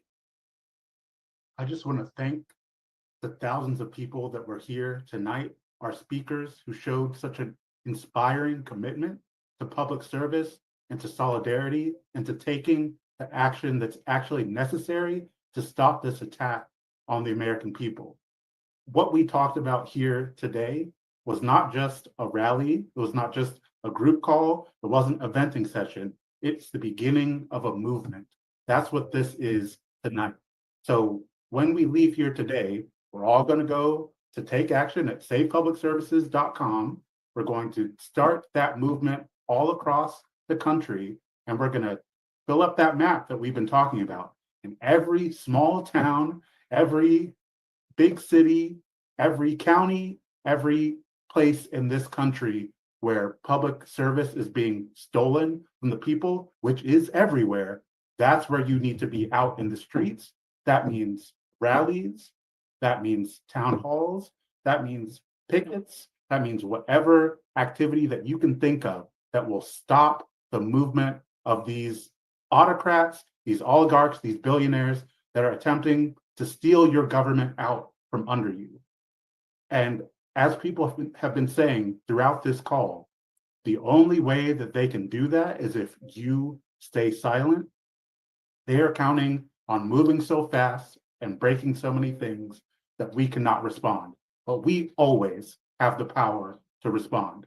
They cannot stop us from doing that. If you join together and understand what solidarity really means, that means through thick and thin, when it's difficult, when it's hard, when it's potentially dangerous, that is when you join together most closely with the people who are in the same situation as you, which is all working Americans, all people who are not billionaires.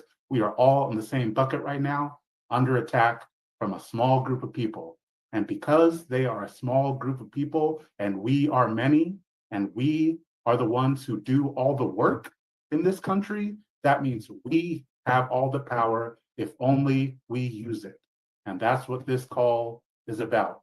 So we've been, just as a country, since January, a lot of people have been demoralized, they've been shocked, they've been scared, and they've been looking for someone or something to come out of nowhere and save them. They've been looking for a savior, whether it's politicians or just somebody. But what I'm here to tell you is that that savior is yourself. You are the person who can save you.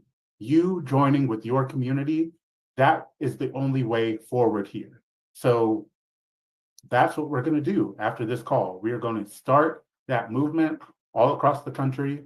Go to savepublicservices.com, sign up for an action in your town, get the resources you need to join this movement. And when we do that, we will build the power to win. And when we win, we're not just talking about defeating the attacks that we're facing. We're showing that working people have the power, and always will have the power, so that this cannot happen again. When we build the durable connections to respond whenever people are attempting to steal and trample on our rights, they will not even try it next time, because we have built the power to scare them out of the thought. And that's when we have real power. That's what we're building tonight. So if you are interested in building that type of power, go to savepublicservices.com. We can do it.